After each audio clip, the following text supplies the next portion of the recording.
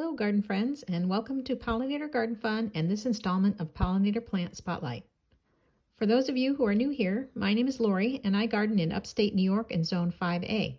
I garden for pollinators and wildlife, and the Pollinator Plant Spotlights are short videos focusing on pollinator-friendly plants. This could mean either as a host plant, a nectar plant, or both. Today, I will be talking about Blephilia hirsuta, commonly known as hairy woodmint or hairy pagoda plant. This is a species of herbaceous perennial in the Lamiaceae family. Lamiaceae are also known as mints, which all of you know, and many of the species in this family are aromatic, including sage, marjoram, oregano, thyme, lavender, as well as some of those favorites such as the kitty plant catnip and the bee balms. Hairy woodmint is native to most of the eastern half of the United States, with the exception of a couple of the southern states and the very upper East Coast tip. This is a perennial, and it grows about 2 to 3 feet tall. It prefers part sun to part shade, and in fact, I have several patches that are growing in mostly shade that are doing fantastic. It likes medium to medium wet soil. It can be a great addition to a more damp spot in your garden. I wouldn't put it anywhere where the roots stay consistently soggy, but definitely on the edges of some wet areas it would do really well. It has a very long bloom time. In my area, this bloomed for me from July through October. I was still finding blooms in October. Again, this plant grows 2 to 3 feet tall. This flowered for me in the second year after growing from seed. The central stem is covered with long white hairs, and this is where it gets its name, Blephilia hirsuta, which basically is Latin for hairy eyelid. The flowers are white with some little pale purple or pinkish spots on them.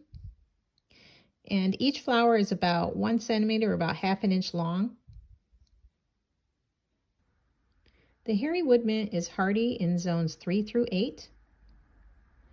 And the seeds do require a cold stratification period of 60 days, which means they need a cold, wet period, which is why they're outside in the winter, and they will germinate in the spring because of that. You can do that artificially inside if you want, or you could just put them outside in the fall and let nature take its course there.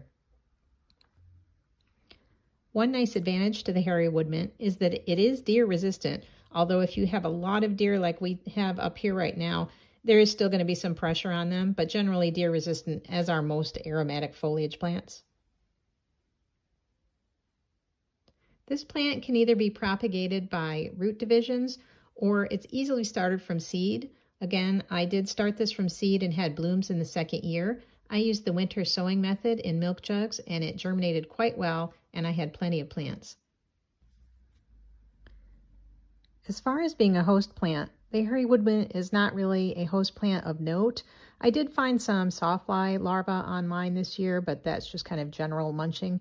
But there isn't really a specific moth or butterfly caterpillar that needs this as a host plant.